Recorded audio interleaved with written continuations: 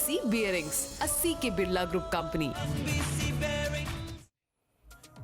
Hello and welcome friends, sports time में आप सभी लोगों का स्वागत है। इस वर्ल्ड कप की दो बेस्ट टीमों के बीच टक्कर होने का वक्त आ गया है। टीम इंडिया और न्यूजीलैंड दोनों ने हार का स्वाद अभी तक टूर्नामेंट में नहीं चखा है, लेकिन सुपर संडे को किसी एक को हार मिल सकती है और कोई टूर्नामेंट में सुपर फेवरेट बन सकता है। क्या कुछ हो सकता है इस मैच में, उस पर चर्चा करेंगे, लेकिन उससे पहले जो लेटेस्ट अपडेट है, ब्रेकिंग न्यूज है, वो आपको बता देते हैं। जैसे ही स्क्रीन पर ब्रेकिंग न्यूज आती है, टीम इंडिया ने अंडरलाइट की है धर्मशाला में प्रैक्टिस, और ये उनकी पहली प्रैक्टिस थी मैच से पहले। रविवार को भारत की अब होगी न्यूजीलैंड से टक्कर। टूर्नामेंट में दोनों टीमों ने अभी तक कोई भी मैच नहीं हारा है। 4-4 मैच दोनों टीमों ने खेले हैं। वर्ल्ड कप 2023 की दो बेस्ट टीमों के बीच टक्कर होने जा रही है। चोटिल हार्दिक पांड्या न्यूजीलैंड के खिलाफ नहीं खेलेंगे, ये तय हो चुका है।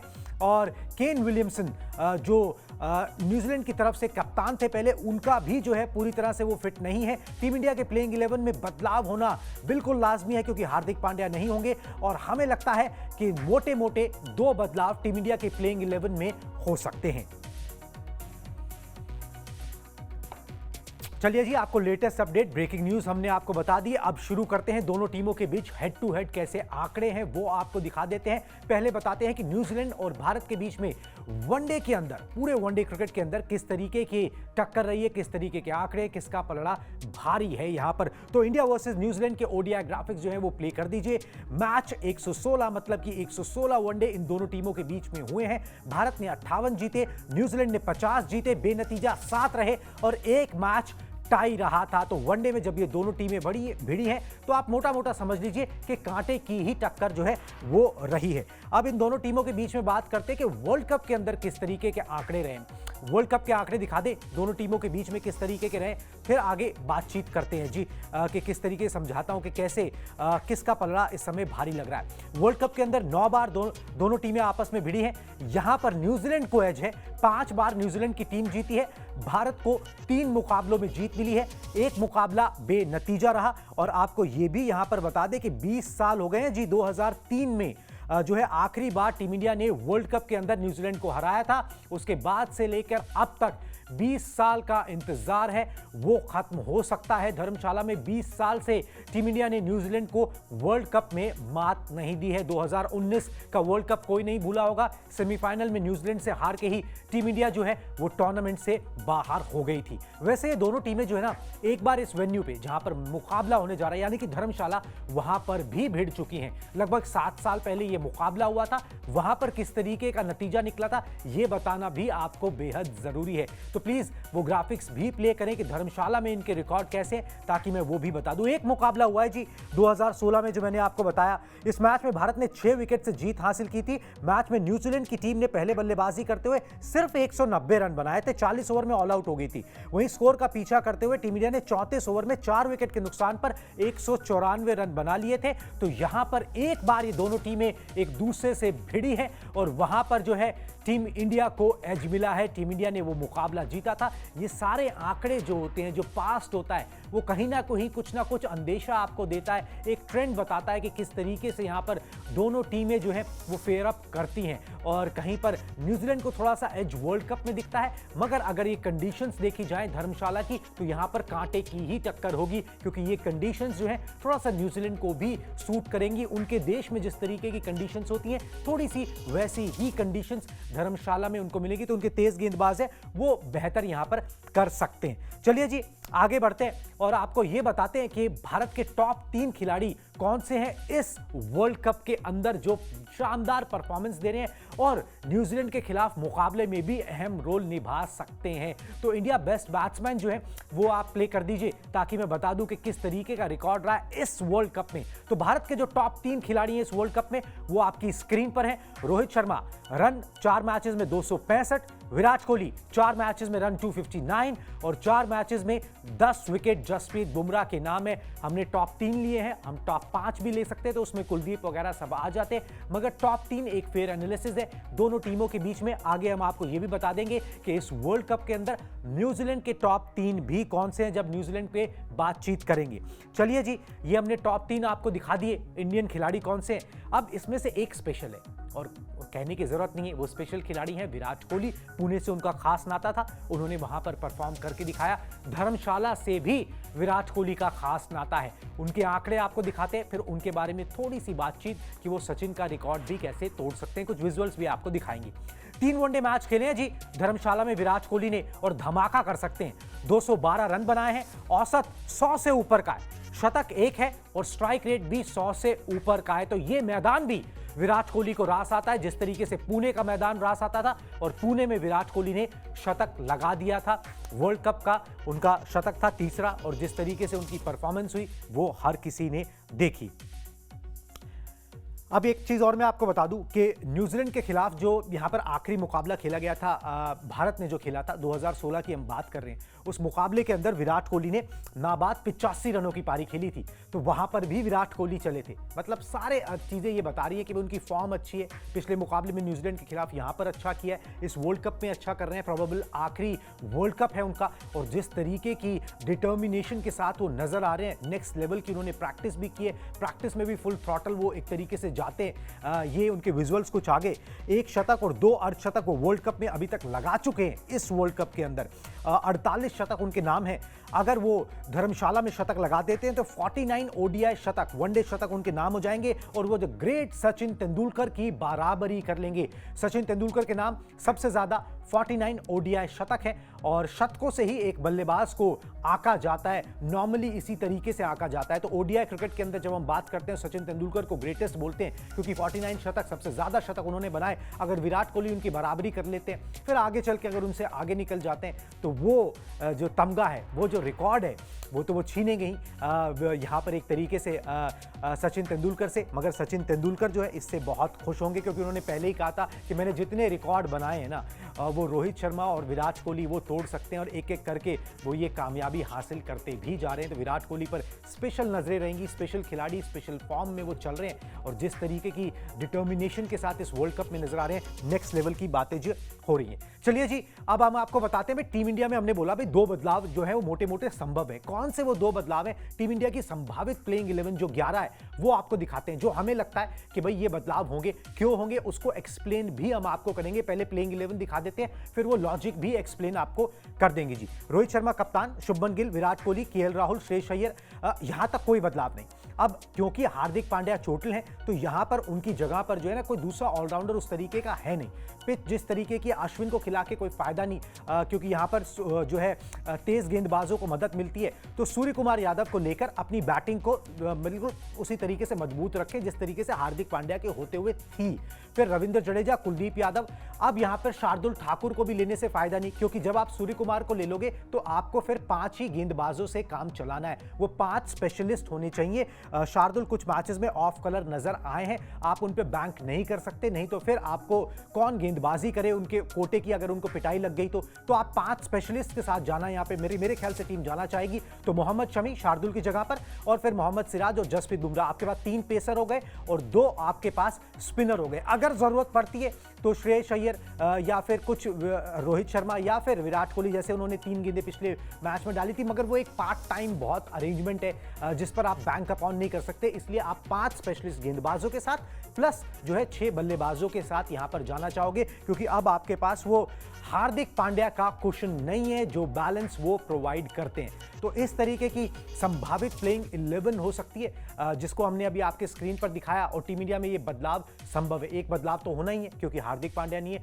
मुझे लगता है क्योंकि वो जो बैलेंस देते थे उसकी वजह से 2 बदलाव जो है वो यहां पर मोटे मोटे नजर आएंगे जी। चलिए जी, अब हमने बात कर ली कि बदलाव कौन कौन से हो सकते हैं। अब उन बदलावों के पीछे जो खिलाड़ियों को हमने इन कराया उनका प्रदर्शन आपको दिखाते हैं कि किस तरीके का रहा है। सबसे पहले बात सूर्या की, बहुत जगह से आवाजें आ रही हैं कि सूर्या को एक मौका मिलना चाहिए, तो सूर्या को मौका मिल सकता है। किस तरीके का प्रदर्शन उनका न्यूजीलैंड के खिलाफ रहा है वो आपको दिखाते हैं। सूर्या पॉइंट ग्राफिक्स दिखा दीजिए ताकि हम बताएं किस तरीके से उन्होंने परफॉर्म किया है जी। हार्दिक के नहीं होने से जो समीकरण है ना वो अब बदल गए हैं प्लेइंग 11 के, क्योंकि वो मैंने आपको बताया जिस तरीके से बैलेंस देते हैं और उस तरीके का कोई हरफन मौला खिलाड़ी उस तरीके का है भी नहीं। ये पिच ऐसी है कि आप स्पिनिंग ऑलराउंडर से काम चला नहीं सकते। सकते। तो सूर्या को मिल सकती है यहां पर फिनिशर की भूमिका, जो हार्दिक पांड्या बल्लेबाजी में निभाते, तो फिर आपकी बल्लेबाजी इंटैक्ट रहेगी इन केस आपके ऊपर से जल्दी विकेट गिर भी जाते हैं। तो न्यूजीलैंड के खिलाफ एक T20 शतक वो लगा चुके हैं और एक अर्धशतक भी लगा चुके हैं। ये अर्धशतक और एक शतक जो है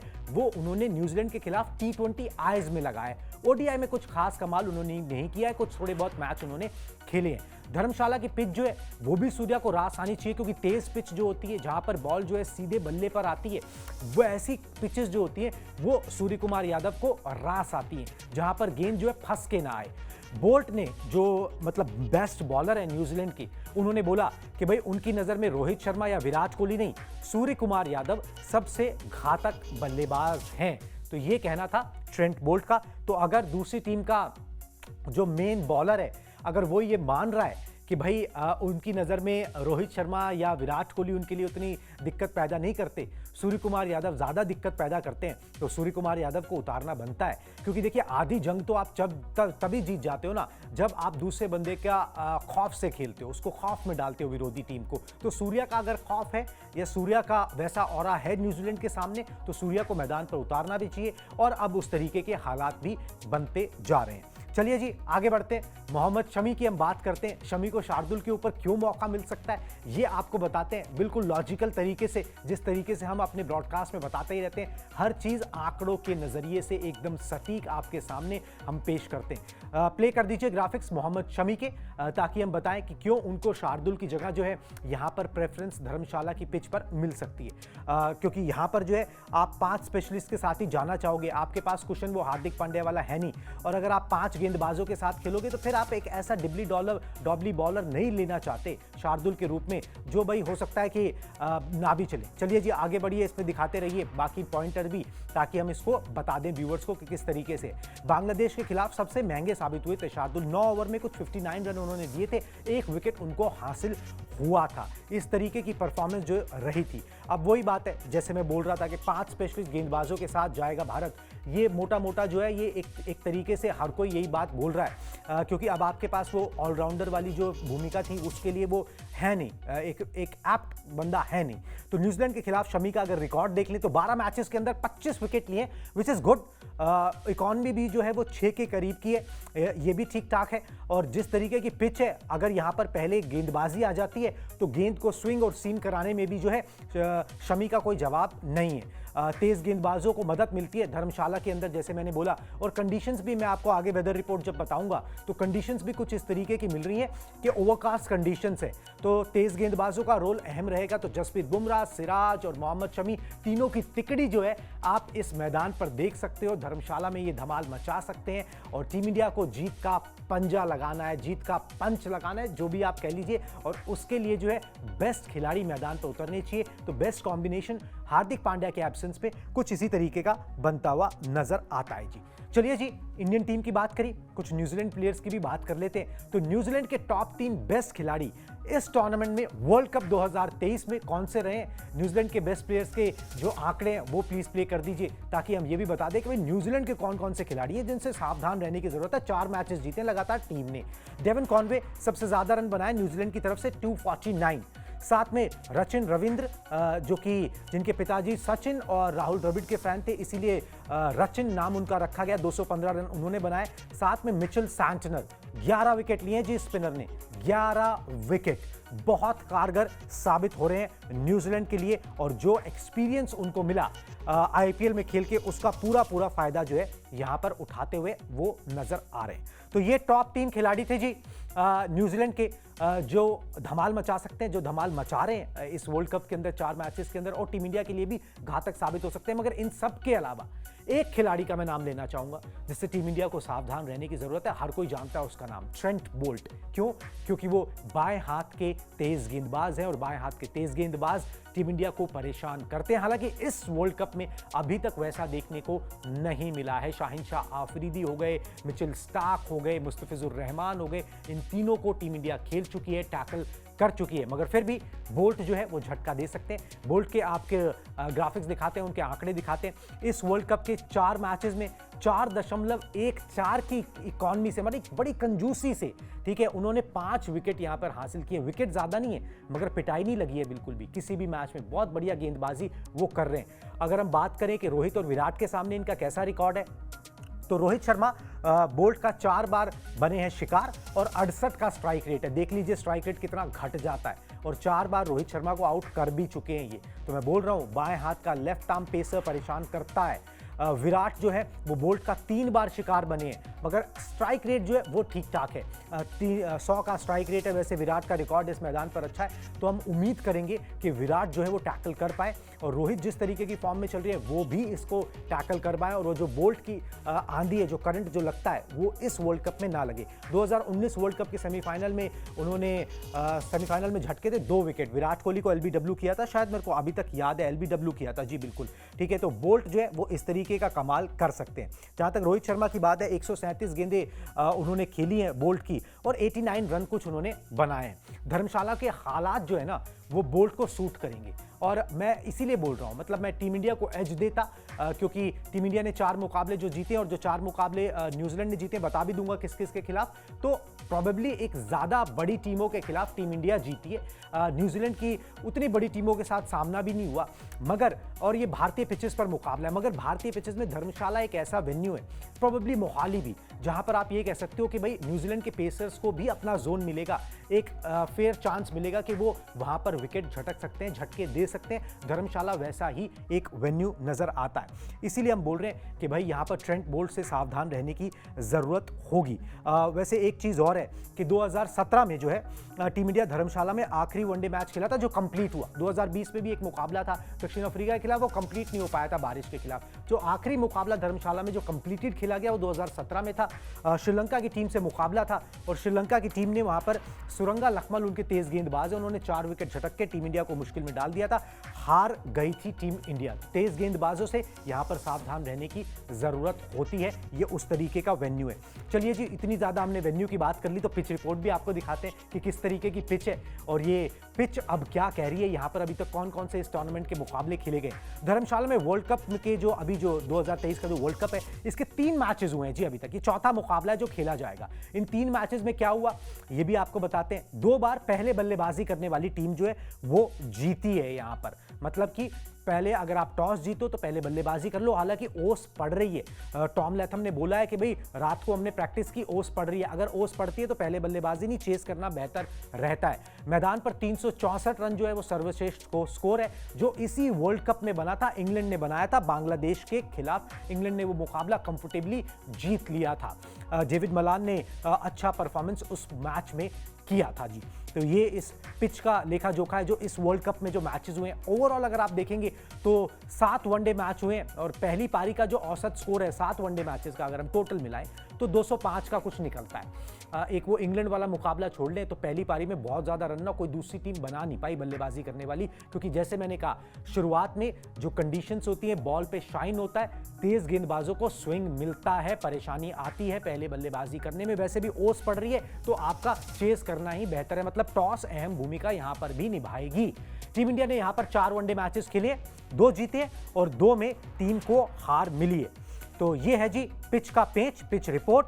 वैसे एक चीज और बताएं कि नीदरलैंड और साउथ अफ्रीका का जो मुकाबला हुआ था, जिसमें नीदरलैंड ने साउथ अफ्रीका को हराकर एक उलटफेर कर दिया था, वो इसी मैदान पर खेला गया था। 245 रन बनाकर नीदरलैंड ने डिफेंड कर लिए थे, और साउथ अफ्रीका जैसी मजबूत टीम जो है वो हार गई थी और चेज नहीं कर पाई थी। मिक्स लगता है फीलिंग बिल्कुल, मगर ज्यादा दिमाग नहीं लगाना है, बिल्कुल चक्करों में नहीं पड़ना है। वो साउथ अफ्रीका की गलती थी, उनके बल्लेबाजों की गलती थी, उन्होंने हल्के में लिया था। अगर टॉस जीतो तो फिर वही फॉर्मूला जो टीम इंडिया अभी तक निभाती आ रही है कि आपने चेज करके 4 मुकाबले जीते, अगर मौका मिलता है तो यहां पर भी चेज ही करना है जी। चलिए जी, पिच रिपोर्ट तक बात पहुंच गई। अब आखिर में बात वेदर की करनी जरूरी है, क्योंकि वेदर जो है ना वो बहुत इंपॉर्टेंट है। और टीम इंडिया जहां भी जा रही है ना एशिया कप से, थोड़ा बारिश जो है ना लुका छिपी का खेल खेल रही है। वो एक तरीके से शगुन वाली बारिश जो है ना, या तो प्रैक्टिस में हो जाती है या मैच में हो जाती है, टीम इंडिया को फायदा ही होता है। और धर्मशाला में भी कुछ इस तरीके के हालात बने हुए हैं जो गेंदबाजों को भी फायदा पहुंचाएंगे और टीम इंडिया के लिए तो लकी साबित हो ही रहे हैं। तो वेदर रिपोर्ट जी आपको बता दें धर्मशाला में मैच के दौरान बारिश होने की आशंका जो है वो 43% है, which is little bit on the higher side कि बारिश हो सकती है। पूरा मुकाबला नहीं धुलेगा, मगर हाँ बारिश हो सकती है, और ये मेट डिपार्टमेंट भी बोल रहा है। सुबह से जो क्लाउड कवरेज है वो 74% रहेगी। और नीदरलैंड और दक्षिण अफ्रीका का जो मैच यहाँ पर हुआ था उसमें भी बारिश आई थी। 43 ओवर का मैच वो करना पड़ा था। अधिकतम तापमान 20 और न्यूनतम 15 रहने वाला है। मतलब it will be little chilly, मतलब न्यूजीलैंड को अपने होमली फील होगा जिस तरीके का वो उनके घर के मैदानों पर होता है। 61% जो है वो ह्यूमिडिटी की संभावना यहाँ पर है। तो ये बारिश की संभावना है जी। बारिश जो है वो विलन जो है यहाँ पर बन सकती है। और आपको एक इंपॉर्टेंट इंफॉर्मेशन और दे देते हैं जी कि 2019 वर्ल्ड कप का जो सेमीफाइनल था वो इंडिया और न्यूजीलैंड के बीच में खेला गया था। उस मुकाबले में भी जो है बारिश हुई थी, और जब बारिश हुई थी तो वो मुकाबला 2 दिन चला था। नतीजा टीम इंडिया के पक्ष में नहीं आया था। तो बारिश जो है वो इंडिया न्यूजीलैंड के बीच में जो है विलन बन सकती है। प्रैक्टिस विजुअल की जरा से प्ले कर दें ताकि मैं एक चीज़ और बता देता हूँ। एक छोटी सी कहानी है, उसको भी बताना बहुत यहाँ पर ज़रूरी है। तो टीम इंडिया तो जिस कलर में, वैसे ये कलर आ गया जी, इसको भगवा भी लोग कह रहे हैं, ऑरेंज भी लोग कह रहे हैं, जैसा भी कह रहे हैं, मगर 2011 में भी यही कलर था प्रैक्टिस जर्सी का, और टीम इंडिया को जीत मिली थी। 2019 के मैच की हमने चर्चा करी ली। बारिश की वजह से एक चीज़ बहुत इंपॉर्टेंट है कि बारिश की वजह से जो है वो तेज़ गेंदबाजों को ओवरकास्ट कंडीशंस मिलेंगी, और ओवरकास्ट कंडीशंस के अंदर पहले गेंदबाजी करना जो है वो आपको फ़ायदा पहुंचा सकता है। बहुत सारे परमुटेशन कॉम्बिनेशंस है। बेस्ट पीपल टू जज ये राहुल द्रविड़ है, और साथ में रोहित शर्मा कैप्टन है, और टीम मैनेजमेंट है कि भाई आपको क्या करना चाहिए। मेरे हिसाब से जो मुझे लगता है कि ज़्यादा सोचने की ज़रूरत नहीं है। अगर आपकी टॉस आप जीत जाते हो तो फिर चेस करने पे ही जाओ, पहले गेंदबाजी कर लो। गेंदबाजी में क्या होगा, आपको जो पहले ओवरकास्ट कंडीशन है उनका फ़ायदा उठा लोगे, और बाद में चेस करने जाओगे तो ओस गिरेगी, गेंद गीली होगी, ना स्विंग होगी, ना स्विंग होगी, ना स्पिन होगी, और आपको फ़ायदा यहाँ पर मिल जाएगा। आखिर में जाते जाते जी एक बात इस ब्रॉडकास्ट को ख़त्म करने से पहले मैं बताना चाहूँगा। बहुत लोग बोल रहे हैं भाई 4 मुकाबले न्यूजीलैंड ने भी जीते, 2 बेस्ट टीमों के बीच मुकाबला है। बिल्कुल मान रहा हूँ जी, 2 बेस्ट टीमों के बीच मुकाबला है इस टूर्नामेंट की। मगर न्यूजीलैंड ने जो 4 मुकाबले जीते उनमें से 1 मुकाबला उन्होंने इंग्लैंड के खिलाफ खेला था। बाकी जो 3 मुकाबले वो कंपैरेटिवली थोड़ी सी मतलब आप कहें कि भाई कमज़ोर टीम, हल्की टीम के खिलाफ आप कह सकते हैं। नीदरलैंड, बांग्लादेश और अफगानिस्तान। ठीक है, आप बोलेंगे भाई नीदरलैंड ने जो है उलटफेर किया, अफगानिस्तान ने उलटफेर किया, मगर फिर भी कंपैरेटिवली जो थोड़ी हल्की टीमें रोज़ रोज़ कमाल नहीं करती हैं। और अगर आप टीम इंडिया को देखोगे तो ऑस्ट्रेलिया को हराया, कन्विंसिंगली हराया, आप पाकिस्तान को हरा के आ रहे हो, उसके बाद आपने अफगानिस्तान और बांग्लादेश को हराया। तो टीम इंडिया ज़्यादा कॉम्पिटिटिव क्रिकेट खेल के आ रही है, ज़्यादा तगड़े मैचेस जो है वो जीत के आ रही है। मगर मैदान और कंडीशंस इस किस्म की है, मगर फिर भी हमें बोलना पड़ेगा कि 50-50 चांसेस है जी। चलिए जी, इस ब्रॉडकास्ट में बस इतना ही, मगर मैच से जुड़ी हर इंफॉर्मेशन हम आप तक लाते रहेंगे। प्लीज़ आपसे गुजारिश है, आप बहुत प्यार दे रहे हो, प्लीज़ स्पोर्ट्स 9 को सब्सक्राइब भी कर लो और बेल नोटिफिकेशन की घंटी भी बजा दो, ताकि हमको इंटरेस्टिंग इंफॉर्मेशन, कोई स्टैटिस्टिकल एनालिसिस आपके लिए लेके आए तो आपको पता लग जाए। चलिए जी, tata and bye bye for the day.